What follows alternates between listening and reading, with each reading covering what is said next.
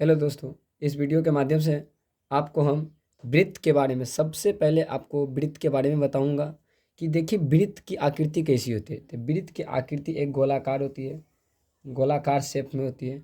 जो चूड़ी की आकृति हो, क्या हो, या तो चूड़ी की आकृति हो। जैसे वृत्त की परिभाषा अगर हम बोलें तो वृत्त की परिभाषा बोलें तो वैसा बंद आकृति, वैसा बंद आकृति जो चूड़ी जो जो चूड़ी जो चूड़ी और बोले तो गोलाकार।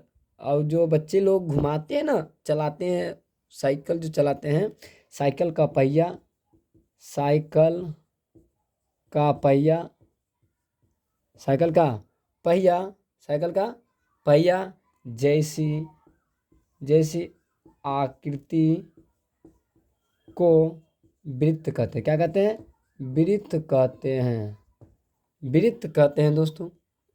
अब आइए, ये जो वृत्त है, वृत्त में जो ये बिंदु है केंद्र, इसे ये जो बिंदु है इसे हम केंद्र बिंदु कहते हैं। क्या कहते हैं इसे? इसे केंद्र बिंदु कहते हैं, सेंटर पॉइंट। इसे क्या बोलेंगे? इसे बोलेंगे केंद्र बिंदु। क्या बोलेंगे? केंद्र बिंदु, सेंटर पॉइंट, केंद्र बिंदु। क्या बोलेंगे इसको? केंद्र बिंदु बोलते हैं। क्या बोलते हैं? बिंदु लिखा गया ना, केंद्र बिंदु, केंद्र बिंदु बोलते हैं। अब केंद्र जो बिंदु हो, ये केंद्र बिंदु। अब ये जो आप देख रहे हैं ना, ये जो लाइनिंगें देख रहे हैं, गोलाकार लाइनिंगें जो देख रही हैं, ये गोलाकार लाइनिंगें आपका परिधि कहलाता है। क्या कहलाता है?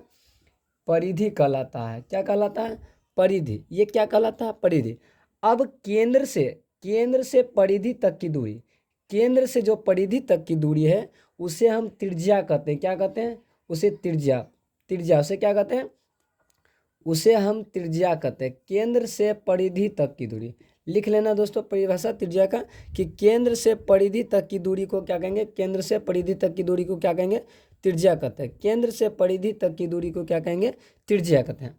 अब आइए, परिधि के एक अन्य बिंदु और इनके सामने परिधि के एक दूसरे अन्य बिंदु जो केंद्र से होकर जाती है, जो केंद्र से होकर जाती है, जो केंद्र से होकर अगर जो प्रवेश करेगी इसे हम व्यास कहते हैं। क्या कहते हैं? व्यास कहते हैं। इसे क्या कहते हैं? जो केंद्र से होकर गुजरती है उसे व्यास कहते हैं, अर्थात व्यास को हम डी से सूचित करते हैं दोस्तों, डी से।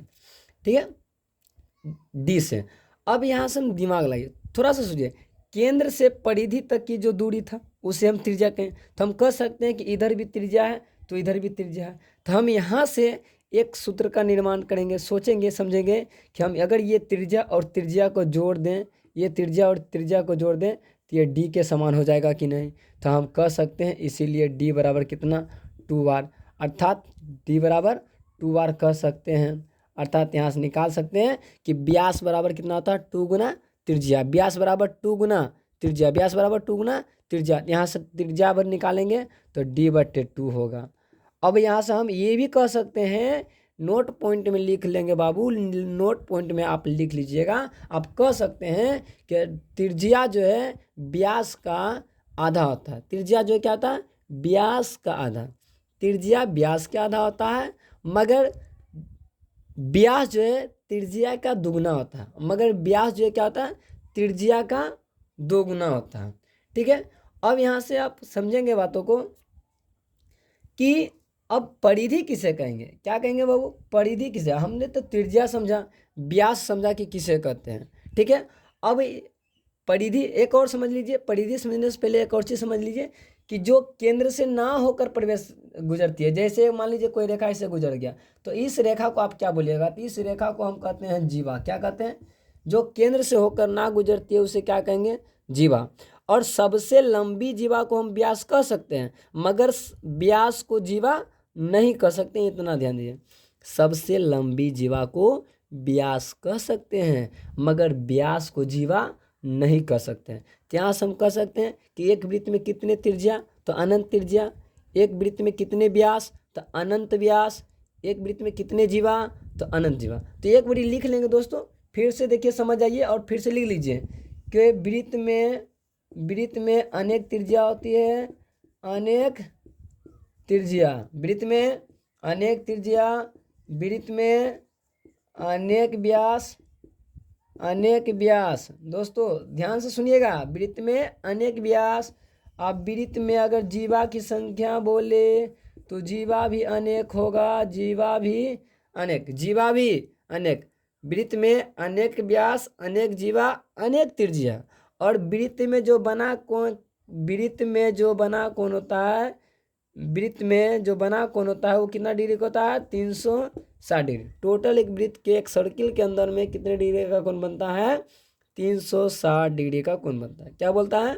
360 डिग्री का कोण बनता है। जैसे यहाँ पर में लिख देंगे। ठीक है दोस्तों, यहाँ तक आपने देखा और समझा। 360 डिग्री अगर नहीं दिखता है तो देख लिए, व्यास दिख रहा है बाबू आपको, और समस्या है कि ये वृत्त की जीवा सर लिखे, ये नहीं दिख रहा है। तो चलिए कोई दिक्कत नहीं, ऊपर में आप लिख लीजिएगा, इधर लिख लीजिए, इधर लिख लीजिए कि इसमें जीवा क्या होता है। जीवा की संख्या भी अनेक, याद रखिए जीवा की संख्या भी अनेक। यहाँ व्यास और त्रिज्या में आपने रिलेशन देखा, व्यास और त्रिज्या में रिलेशन देखा। अब आइए हम एक क्षेत्रफल की बात करते हैं। किसकी बात करते हैं बाबू?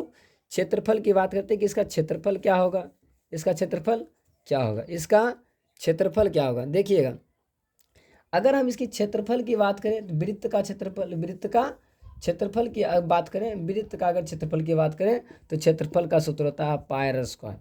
और परिधि की बात करें, परिधि परिधि परिधि की बात करें तो परिधि बराबर सूत्र होता है 2 पाई आर।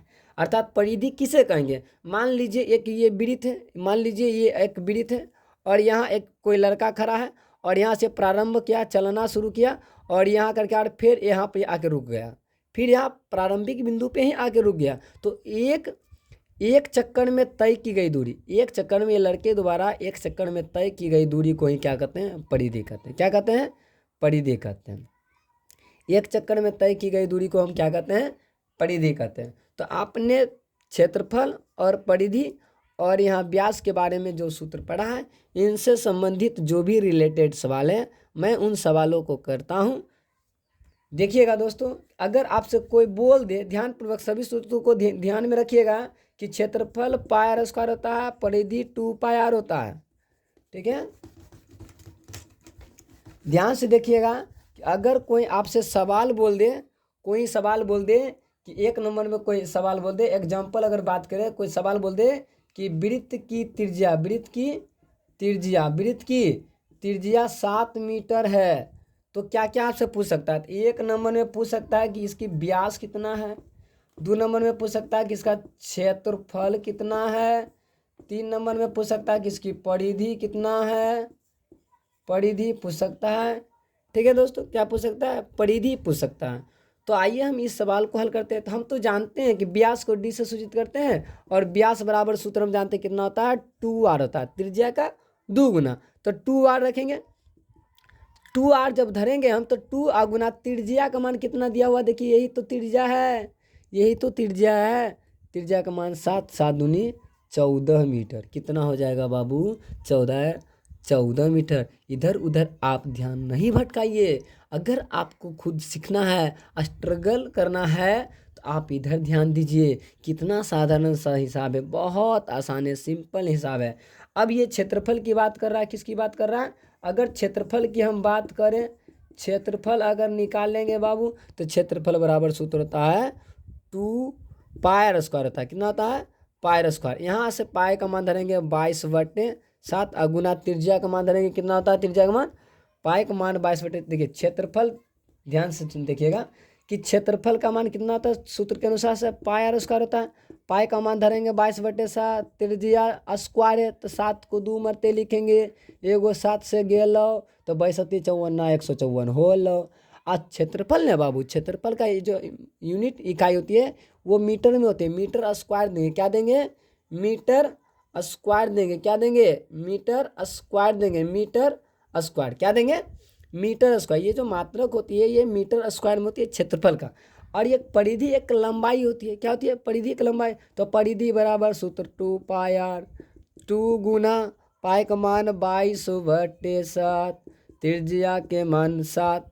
अब 7 से 7 गेलो 7, 22 दूनी 44, ये मीटर। क्या हो जाएगा बाबू? ये मीटर हो जाएगा। अब देखिए, आपने तो यहाँ से देखा कि जब त्रिज्या 7 होगा, त्रिज्या 7 होगा तो आपने इतना हल करके निकाला, व्यास निकाला, क्षेत्रफल निकाला, परिधि निकाला। अगर बोल दे आपसे कोई, अगर दूसरा सवाल दे दे, अगर दूसरा सवाल दे दे, जैसे मान लीजिए कि 7 ना दे करके, 7 ना दे करके वो आपसे बोल दे, example number second, example number दूसरा कोई बोल दे कि वृत्त का व्यास, वृत्त का व्यास, वृत्त का व्यास 10, वृत्त का व्यास 28 मीटर है, तो इसका क्षेत्रफल कितना होगा? क्या होगा? क्षेत्रफल कितना होगा? तो क्षेत्रफल, तो व्यास ध्यान दीजिएगा, परिधि और क्षेत्रफल निकालने के लिए सबसे महत्वपूर्ण जरूरी क्या है? महत्वपूर्ण जरूरी है त्रिज्या, त्रिज्या निकालना। तो चूंकि ये व्यास दिया हुआ है 28, हमें त्रिज्या निकालना है, तो व्यास का आधा रे बाबू, व्यास के आधा बटे 2, 14 बराबर 14 मीटर। किसी को कोई तकलीफ? अब यहाँ से त्रिज्या निकल गया 14 मीटर, यहाँ सब क्षेत्रफल निकाल देंगे। क्षेत्रफल बराबर सूत्र होता है पाई आर स्क्वायर, पाई का मान 22/7, 14 गुना 14 दो मरते लिखेंगे। अब देखिए 7 दूनी 14, 7 दूनी 14, 7 दूनी 14, अब 22 गुना 2, 22 दूनी 44, और 44 गुना 14 करेंगे रे बाबू, तो 14 चौका 56 के 6 बकिया 5, और 14 चौका 56, 5 61 हो जाएगा, 616, 616 मीटर स्क्वायर लगा दीजिए। जो यूनिट है वो मीटर स्क्वायर है, तो मीटर स्क्वायर लगा दीजिए। ठीक है दोस्तों, अब आइए चलिए हम आपको एक शॉर्टकट ट्रिक की और लेके चलते हैं। तो पहले आप होमवर्क लिख लीजिए, आप इसको रिवीजन कर लीजिए। जब वृत्त की त्रिज्या, अगर बोल दे कि वृत्त की त्रिज्या 5 सेंटीमीटर है, तो आप इसका एरिया क्या क्या निकालिएगा? वृत्त की त्रिज्या 5 सेंटीमीटर बोल दे एक नंबर में, अगर 2 नंबर में बोल दे, अगर वृत्त की त्रिज्या बोल दे आपसे 20 मीटर बोल दे, 3 नंबर में बोल दे वृत्त की त्रिज्या 40 मीटर, तो आपको निकालना क्या क्या है? आपको निकालना क्या क्या है? आपको निकालना क्या क्या है? देखिए दोस्तों, यहाँ ब्लैंक्स आ जाता है कैसे? और चलिए ठीक है, कोई बात नहीं। आइए तो ऊपर देखिए, ऊपर देखिए, आपको शॉर्टकट ट्रिक की ओर लेके चलते हैं। क्या लेके चलते हैं? Shortcut trick. अगर त्रिज्या 7 का मल्टीपल हो, अगर वृत्त की त्रिज्या 7 का गुणज हो, क्या हो? 7 का गुणज हो, तो आपका परिधि क्या होगा?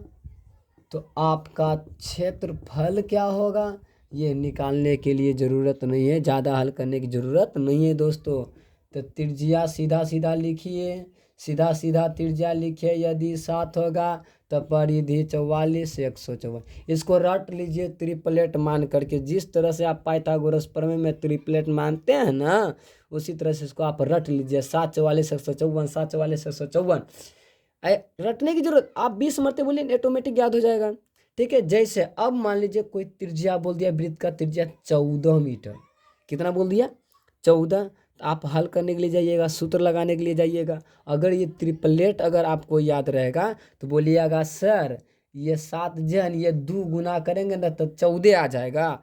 तो इसी तरह से परिधिया में है ना, तहूँ 2 गुना कर दो, तो 44 गुना 2 करबो ना तो 88 हो जाते। ये हो गया परिधि। 88 परिधि कब आएगा?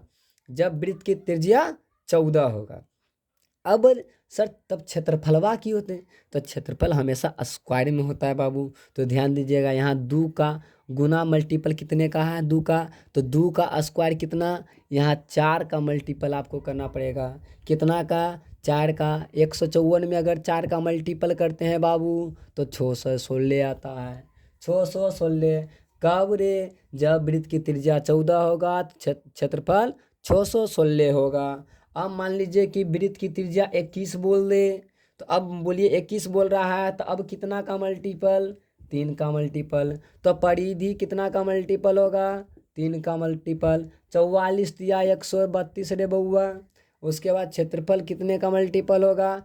3 का स्क्वायर हो जाता है 9, तो 9 का मल्टीपल कर देंगे। 9 चौक 36 के 6, अब बाकी 3, आप 15 नमा 35 से 135, और 3 कितना हो जाता है रे? 138। ये हो जाएगा आपका क्षेत्रफल। ये ट्रिक समझ में आई बाबू आपको? अगर त्रिज्या जितना गुना होगा परिधि उतना गुना होगा, मगर क्षेत्रफल में उस गुना जो राशि गुना है उसका वर्ग करके आप क्षेत्रफल में, जैसे दो का वर्ग 4 हुआ तब चार जाकर के क्षेत्रफल में गुना करेंगे, क्योंकि वो स्क्वायर में होती है। ये आपको ये वीडियो समझ में आई बाबू? हम आशा करेंगे कि आपको ये वीडियो सही से समझ में आई होगी, और इसी तरह के अन्य वीडियो भी आपके सामने आते रहेंगे। इसी तरह के वीडियो आपको आता रहेगा। जैसे वृत्त आज बताएं, तो आने वाला कल के समय में अर्धवृत्त होगा, आयत होगा, वर्ग होगा, समबाहु त्रिभुज होगा, समकोण त्रिभुज होगा, और सभी के लिए आएंगे, और सभी के लिए शॉर्टकट ट्रिक भी लाते रहेंगे। जैसे आज मैंने बताया 7 के लिए ये ट्रिक आई थी, ठीक है। अगर हम चाहते हैं बाबू कि अगर आपको वीडियो पसंद आई, अगर इस वीडियो आपको पसंद आया तो आप इस वीडियो को ज़्यादा से ज़्यादा शेयर कीजिए, अपने भाई बहनों के बीच में शेयर कीजिए और उन्हें समझाइए, और लाइक एवं कमेंट तथा शेयर। दोस्तों, आपसे आशा है, नम्र निवेदन है कि इतना तो ज़रूर ही कीजिएगा।